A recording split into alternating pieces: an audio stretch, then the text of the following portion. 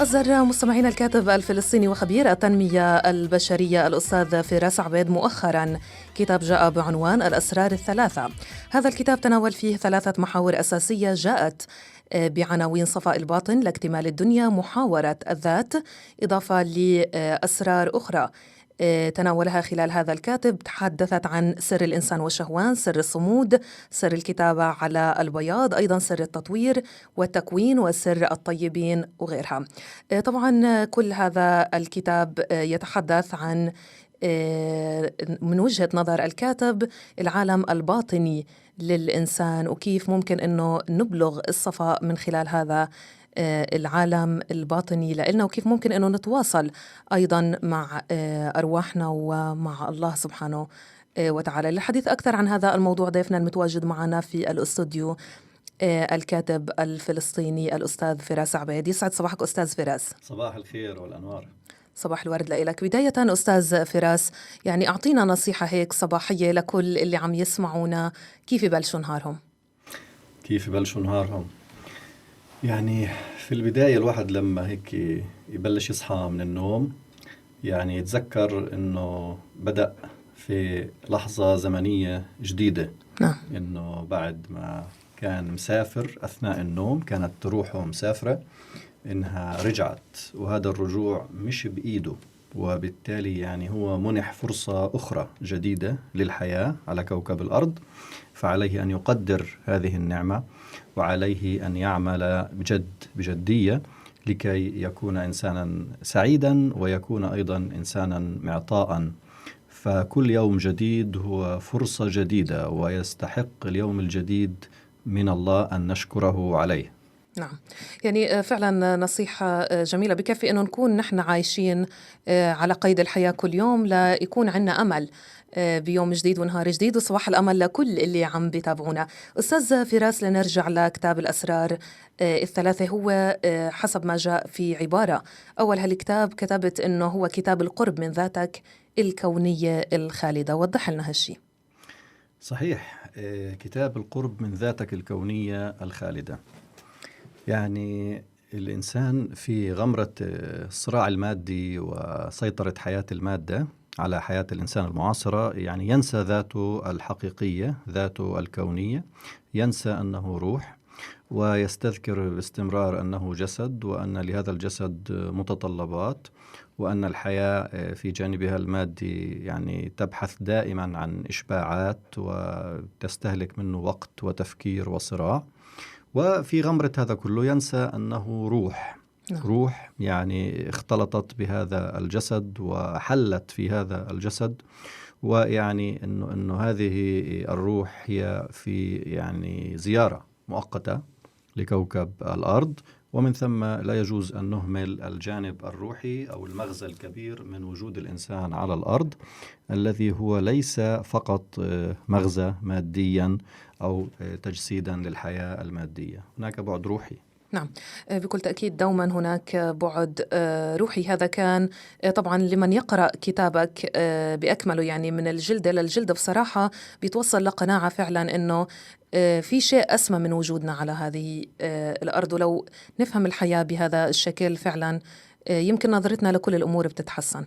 أستاذ فراس، حكيت أنه الحياة بتستمر رغم كل الصعوبات، وفيش ولا أي بني آدم على هذا الكون ما بمر بصعوبات. وضح لنا هالشيء. صحيح، يعني التصميم الكوني للإنسان وضع فيه شعلة إلهية غير قابلة للانكسار، غير قابلة للهزيمة. هاي الشعلة الإلهية هي نسميها الروح، وهاي كمان هي جزء من العقل الباطن للإنسان. لذلك مهما يواجه الإنسان من صعوبات وضربات وآلام واختبارات، فإننا وبشكل عجيب نراه دائما ينهض ويقول لا، ويحتمل ويتجدد ويبدأ من جديد. فهذا الإنسان غير قابل للانكسار بسبب هذه الروح العظيمة الإلهية المعطاة له أصلا من الخالق. وبالتالي في الإنسان شيء خالد لا يموت، وهذا الشيء الخالد الذي لا يموت ويوجد في الإنسان هو الشيء الذي يعول عليه، وهو الذي يعتمد عليه الإنسان دائما في النهوض والتجدد والقيام بعد كل ضربة ومصيبة يواجهها. نعم. أستاذ فراس، حكيت أيضا بأنه الحب هو المحرك الخفي لهالحياة البشرية رغم هشاشة إحساسنا فيه. ليش أحيانا بيكون في عنا هشاشة بإحساسنا بالحب؟ لأنه الناس اليوم رجعت الحب يعني مرتبة متأخرة جدا. لم يعد يعني في تربيتنا وفي سلم القيم تبعنا لم يعد الحب أولوية. صار يعني رقم 7 أو 8، بطل يعني رقم 1 يعني. علما أنه الحب هو أساس الكون، يعني بني الكون على أساس الحب، وأساس ما يجمع البشر جميعا والأرواح جميعا هو الحب، هو المحبة، لأن جميع البشر خلقوا من روح واحدة هي روح الله، وهذه الروح الواحدة تجعل البشر يحبون بعضهم بسهولة ويتعرفون إلى بعضهم بسهولة ويحسون بأحاسيس المحبة عندما يتعارفون، لأن أصلهم واحد. فالأصل في تكوين الكون وتكوين البشر هو المحبة، والهدف من الخلق هو المحبة. ويعني موضوع الإنسان في بناء علاقاته الاجتماعية والنفسية وتطوير الكرة الأرضية كله فلسفتها قائمة على التعاون، والتعاون يعني المحبة. أنت لما تدعم الناس وتتعاون معها أنت بتكون بتقدم نظرية محبة. فالمحبة هي الأساس وهي الجوهر. لما حكينا هشاشة الإحساس بالحب، زي ما قلت، لأنه نتيجة أنه الناس خلوا الحب يتراجع، بطل أولوية، ولذلك هم يخسرون. نعم.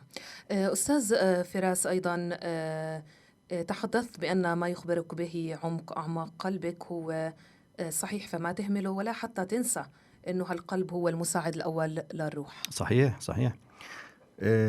القلب هو أداة من أدوات الروح. نعم. إحدى أدوات الروح، وهذا القلب يعني مناط به الجانب العاطفي، ولأنه يعني هو من أدوات الروح فإنه يعني بتكون الرسائل والأحاسيس اللي منطوي أو ينطوي عليها القلب بتكون في غاية الأهمية، ليست أحاسيس عادية وليست رسائل عادية. والإنسان يعني أحد مكوناته الأساسية هو المكون العاطفي. العاطفة مهمة جدا عند الإنسان، وهاي العاطفة يعني بيشرف عليها القلب اللي هو أصلا أداة من أدوات الروح. ولأنه أداة من أدوات الروح بتكون الرسائل والأحاسيس اللي بتيجي للقلب بتكون على غاية من الأهمية، ومن ثم يجب أن نأخذها بعين الاعتبار، وأن لا نعتمد فقط على العقل، بل إن يعني في كثير من الأحيان وكثير من الدراسات تؤكد أن قرارات كثيرة وغالبية القرارات التي يأخذها الإنسان تنبني على القلب. نعم.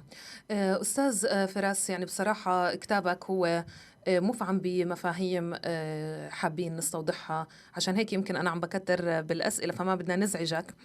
ولكن أنت قلت أنه أيضا من أسرار الحياة استمر، اعمل، كافح، تحمل، اصمد.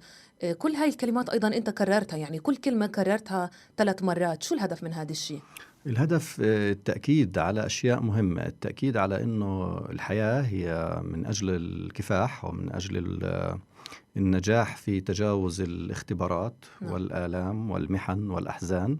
هيك تصميم الحياة. يعني نحن في الحياة بحسب التصميم الكوني لسنا في نزهة، لسنا في رحلة، نحن موجودون لكي نختبر اختبارات حقيقية وصعبة في جميع الاتجاهات. وبالتالي قدر الإنسان أن يواجه ويتحدى ويخوض الصراعات. هذا قدر لا يمكن أن يفر منه أي إنسان على وجه الأرض. فهذا القدر يعني يحتم علينا أن نخرج أمامه أو نستنفر بإزائه الأدوات اللازمة للمواجهة وللصمود ولخوض الصراعات. هاي الأدوات يعني في أدوات متعلقة بالوعي، وفي أدوات متعلقة بالطاقة.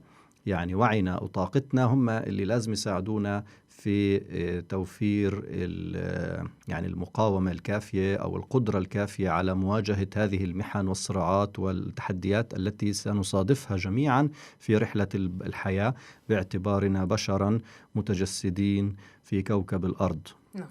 أستاذ فراس، عندما تحدثت في كتابك الأسرار الثلاثة تحدثت بداية عن صفاء الباطن، وقلت بأن الصفاء هو غاية بشرية صعبة المنال وواسعة دروبها وسع السماء. فكيف يصفو الإنسان، أو ما هو الصفاء؟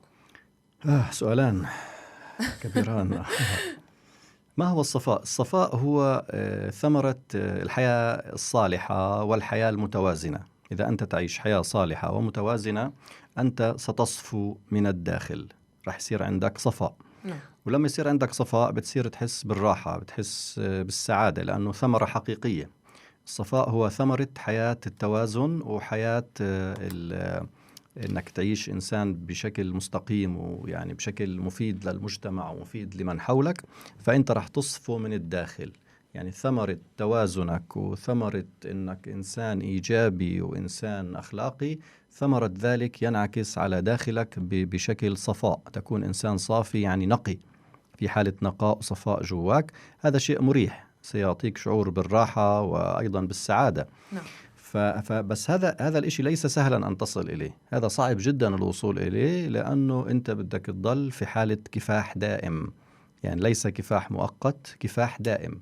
الإنسان يكافح كفاحا دائما، لحظيا، يوميا، يعني شهريا، أسبوعيا، سنويا، كفاح مستمر لا ينقطع من أجل الحفاظ على التوازن، ومن أجل الحفاظ على أن يكون إنسانا إيجابيا وإنسانا معطاء وإنسانا يعني أخلاقيا.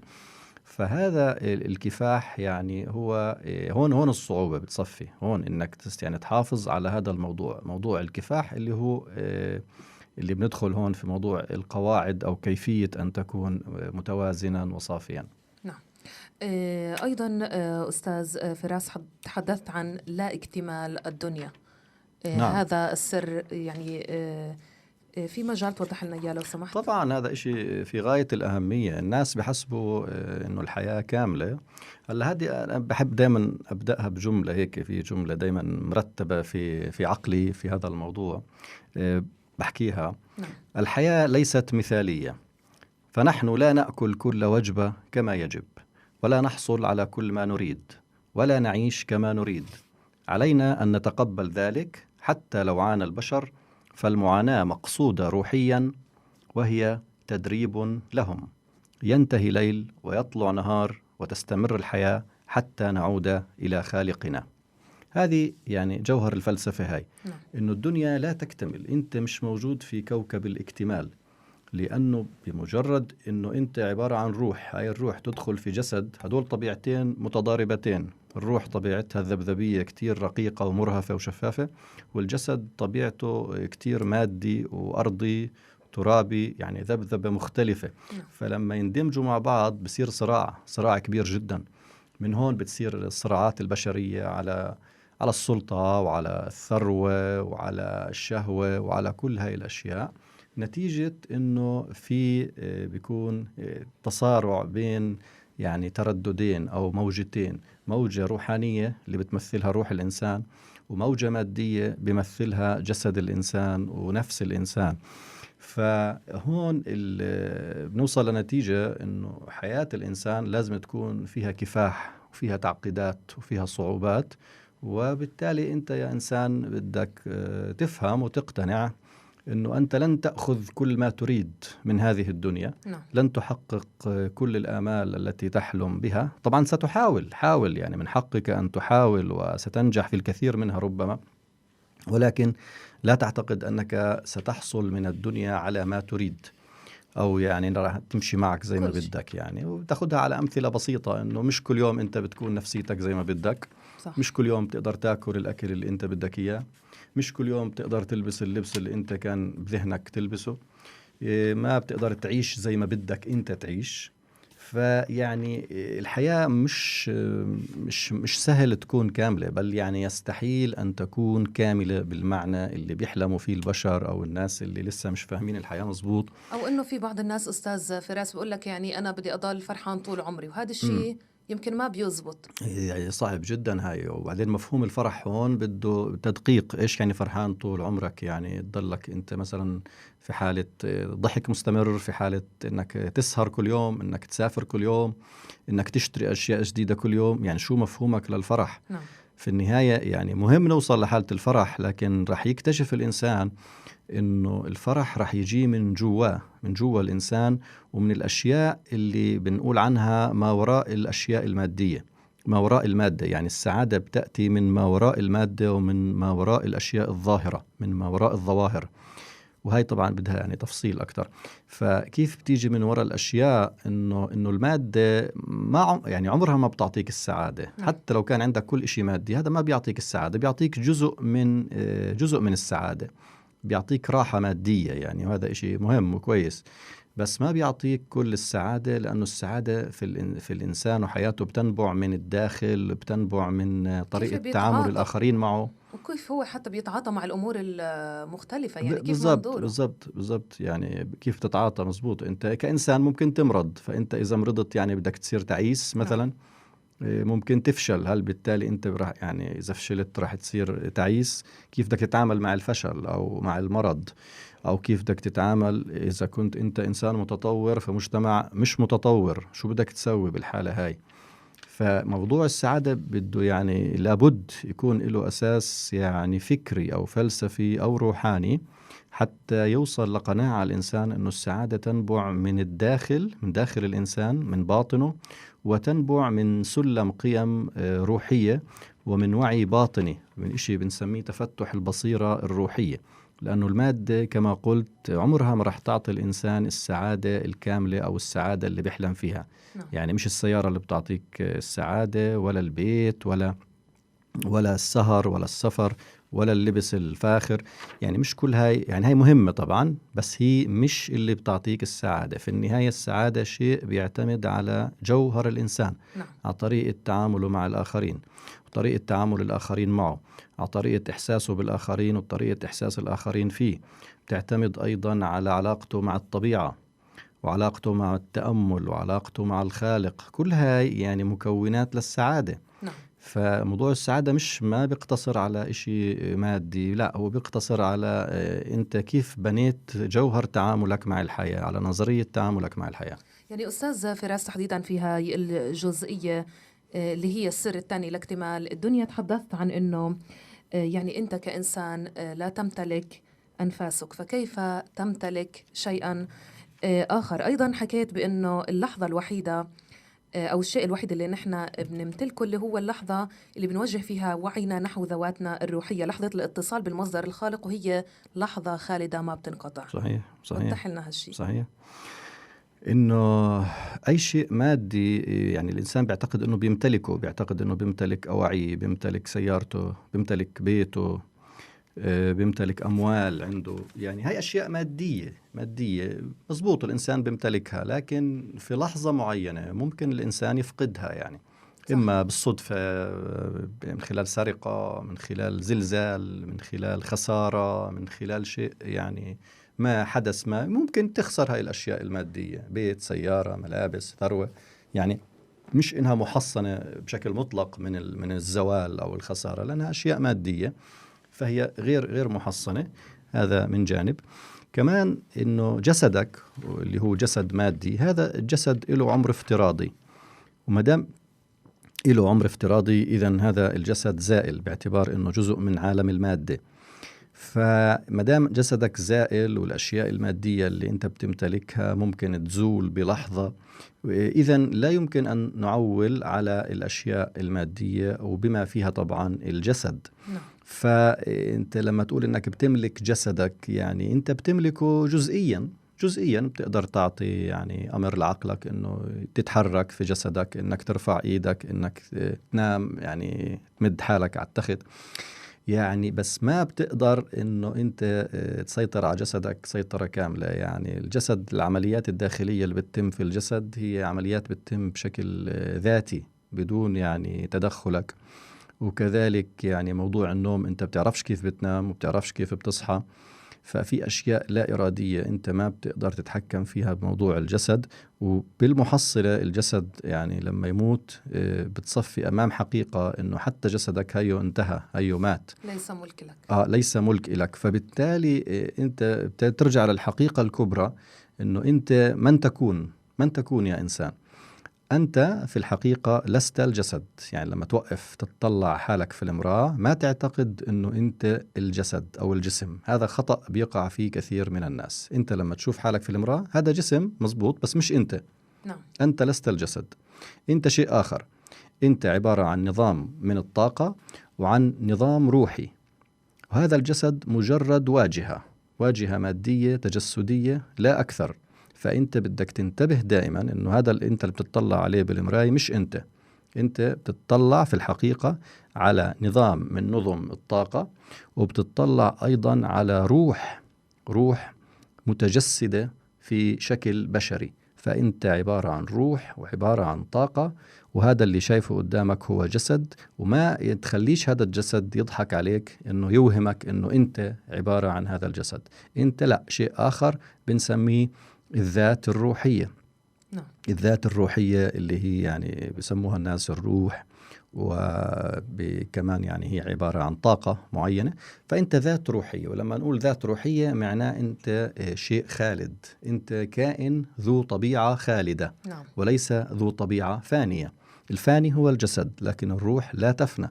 فأنت كائن ذو طبيعة خالدة، وما دام أنت ذو طبيعة خالدة، إذن المهمة التي أنت موجود عليها في كوكب الأرض هي مهمة خالدة، وإلها علاقة بحالة الخلود اللي أنت بتعيشها وعشتها وراح تعيشها بعد ما تموت وقبل ما تموت، وقبل ما تيجي على الدنيا طبعا. فهي حالة خلود، كل هذا يعني بيأشر هذا لحالة صحيح خلود. أستاذ فراس. يعني فكرة الخلود أيضا وردت في القرآن طبعا. الكريم. ولو إحنا يعني نبسط الأمور بهذا المنظور، إنه الروح هي الجسد عفوا هو زائل، والروح نعم. هي خالدة.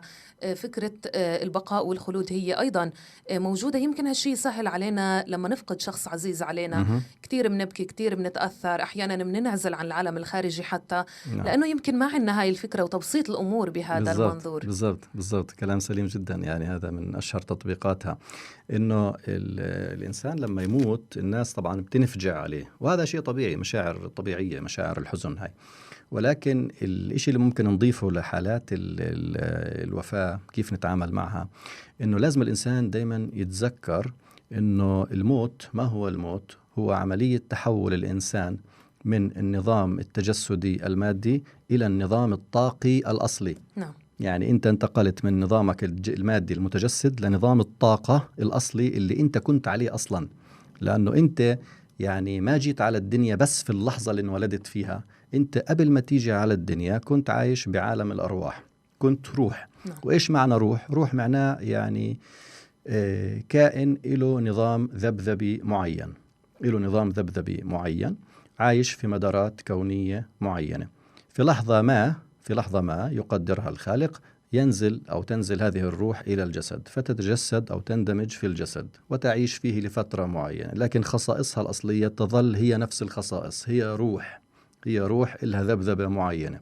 فهي كانت يعني هاي الذبذبة موجودة قبل ما تيجي هاي الروح على الجسد، وظلت موجودة وهي موجودة في الجسد، وبعد ما يغادر الجسد برضو رح تظل الروح موجودة.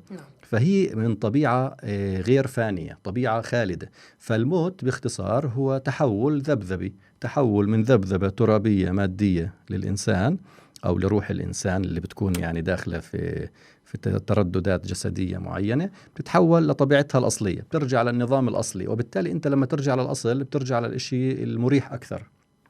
شيء مريح أكثر. المعاناة بتقل كثيرا جدا، لأنه إحنا شو اللي بتعبنا في حياتنا؟ الجسد. صحيح. متطلباته وأحزانه وآلامه.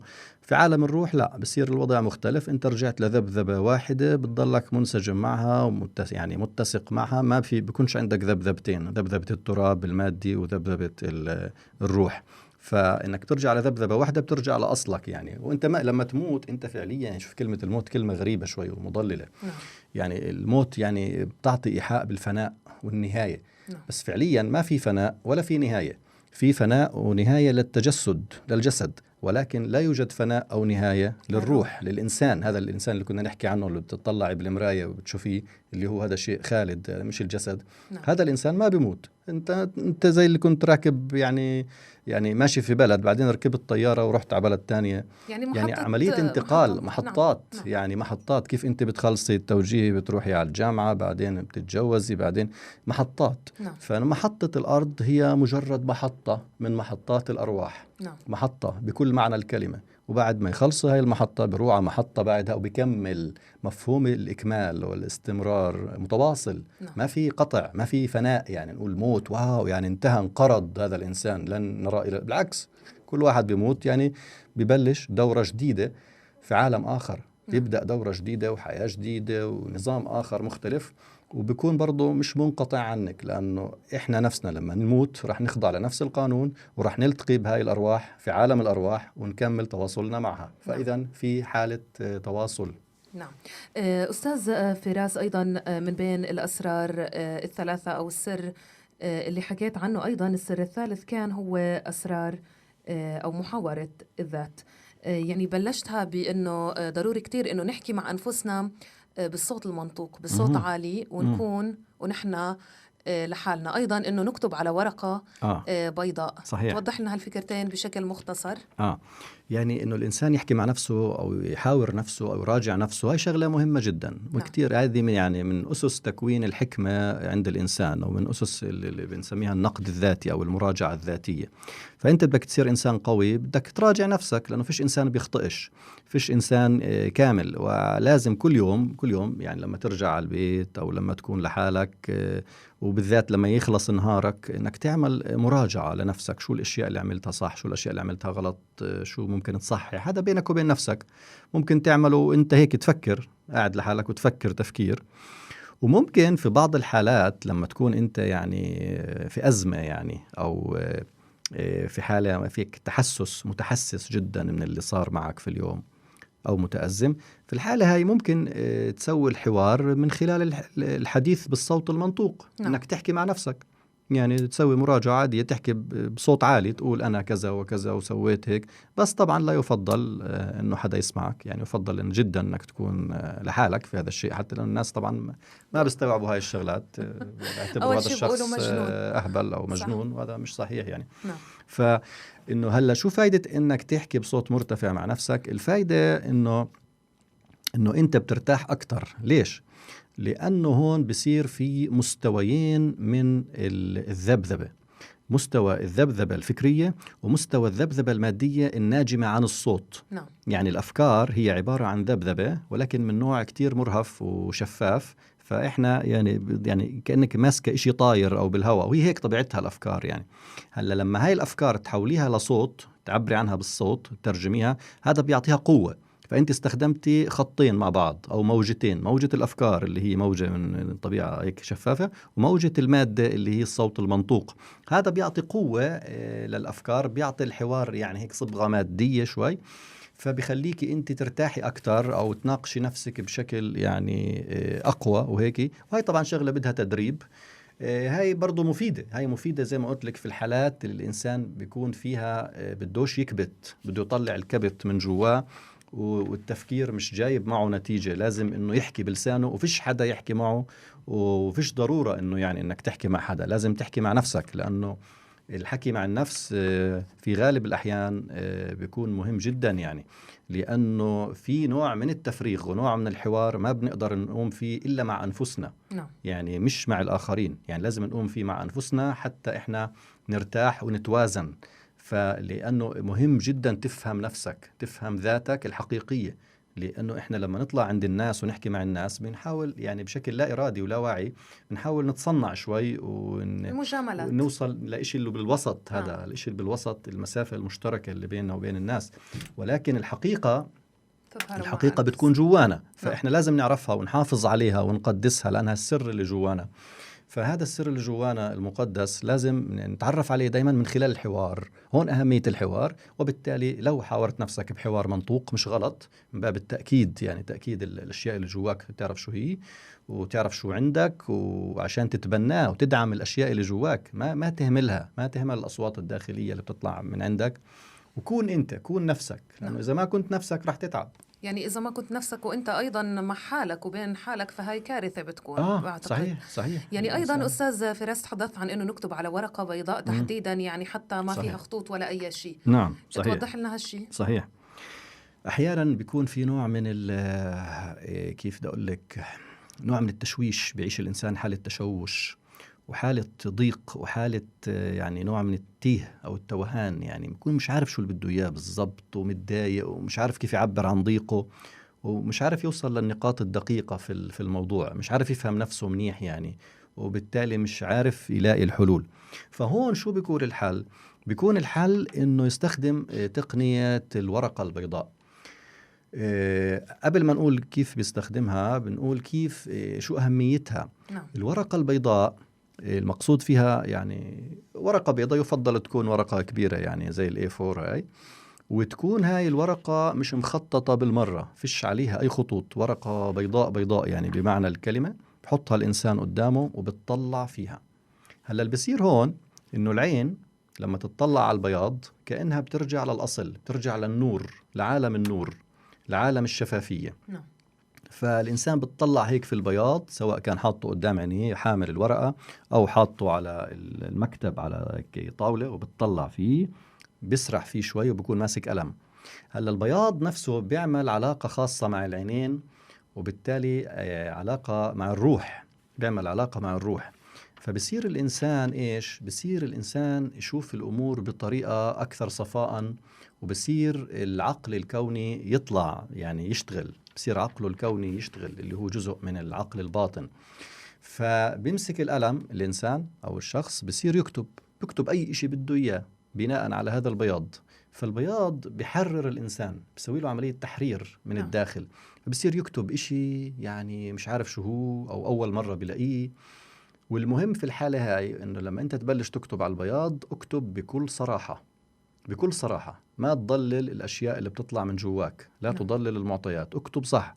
يعني مثلا لو كتبت عن نفسك أنا إنسان فاشل، أنا إنسان مؤذي، أنا إنسان لازم أغير سلوكي، أنا لازم أخذ موقف من هاي الشغلة، أنا لازم أتمرد على هذا الإشي، نعم. أنا لازم أتحمل كذا وما أفشل في هذا.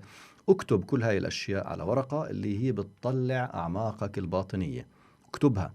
طبعا ممكن تكتبها مرة ومرتين وثلاث، يعني تمزع الورقة وتكتب مرة تانية وثالثة، ضلك تكتب لحد ما انت توصل لقناعة انه انت كتبت الاشي الصح اللي جواك. تكتب التشخيص اللي صح اللي جواك، حتى لو اشي كان سيء لك، يعني حتى لو في اعتراف انك انسان يعني مش كويس، حتى لو سبيت على حالك، يعني حتى لو اعترفت قدام نفسك انك انسان مش منيح، مش مشكلة، معلش اكتب كل هذا الشيء على الورق، اكتبه.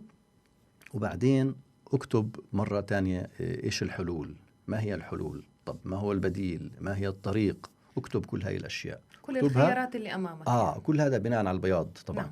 فلما تكتب هاي الأشياء انت هيك ساعتها اعرف انك امام الحقيقة، وساعتها تقدر تمزع الورقة لأنها شيء خاص فيك، مزعها بس استفيد من الأشياء اللي طلعت. هذا سر البياض. نعم. أيضا يعني أستاذ فراس، بصراحة هو في كتير أفكار وردت في هذا الكتاب اللي أنا بنصح الكل اللي عم يسمعونا إنه يقرأوا، ولكن شددت على شيء اللي هو التأمل في غروب الشمس. قديش التأمل في غروب الشمس هو مفيد، وخلينا نختم بهذا الشيء. نعم، هذه لحظة سحرية في الكون، وهي بعتبرها لحظة المكافأة للإنسان. نعم. الإنسان الواعي، لحظة المكافأة إنه قبل ما تغيب الشمس يعني بساعة أنت يا إنسان روح على الطبيعة، تأمل، شوف غروب الشمس. هاي لحظة المكافأة الحقيقية، هي أكثر من مكافأة السفر، أكثر من مكافأة المال، أكثر من مكافأة أن تجلس في كوفي شوب. هي أكثر من كل ذلك، فيها سحر، فيها جمال، فيها خير كبير جدا. هناك في لحظة التأمل في غروب الشمس أنت بتتصل بالطبيعة، بتتصل بالوعي الكوني، بتتصل بالقوة الخالدة الإلهية، ومن ثم تحصل على طاقات عظيمة جدا، طاقات بتدخل جسمك وبتدخل وعيك، وبتحس بمتعة وبجمال خارق وغير عادي، وبتزداد قوتك أضعاف مضاعفة. فهاي قوة الطبيعة، قوة الاتصال معها، قوة الاتصال مع الروح الكونية الخالدة. هاي كلها بنقدر نحصلها في هديك اللحظة السرية الخالدة اللي هي لحظة غروب الشمس، اللي هي لحظة غير عادية، لحظة ما قبل غروب الشمس بساعة. هذا شيء مذهل، شيء رهيب، يعني لحظة ممتعة جدا وخارقة ويعول عليها. نعم. أستاذ فراس، كلمتك الأخيرة لكل اللي عم بيتابعونا وعم بسمعونا. كلمتي الأخيرة إنه يا إنسان مهما صادفك من آلام ومن أحزان ومن هموم ومن انهيارات ومن ضعف ومن خذلان، مهما صادفك فلا تحزن كثيرا ولا تحزن بشدة ولا تعمق الحزن فيك، لأن هذه الحياة برمتها زائلة وعائدة إلى قانونها الأوحد، قانونها الأصلي. فتعامل مع الحزن بوعي وتعامل معه باعتبار أنه حالة مؤقتة وحالة عابرة، فلا تعمقها فيك. كل الشكر لتواجدك معنا الكاتب الفلسطيني وخبير التنمية البشرية الأستاذ فراس عبيد صاحب كتاب الأسرار الثلاثة اللي اليوم خضنا بتفاصيل فيه. أيضا للكاتب الفلسطيني فراس عبيد كتابين آخرين مستمعينا، الوعي السابع اللي هو المفاتيح 21 في رحلة الحياة على الأرض، وأيضا الإنسان المقهور في روايات صنع الله إبراهيم. كل الشكر لتواجدك معنا أستاذ فراس، وصباحك سعيد يا ربي. شكرا لك إعلاميتنا العزيزة الجريئة آلاء مرار، وشكرا للجمهور على الاستماع. شكرا لتواجدك معنا.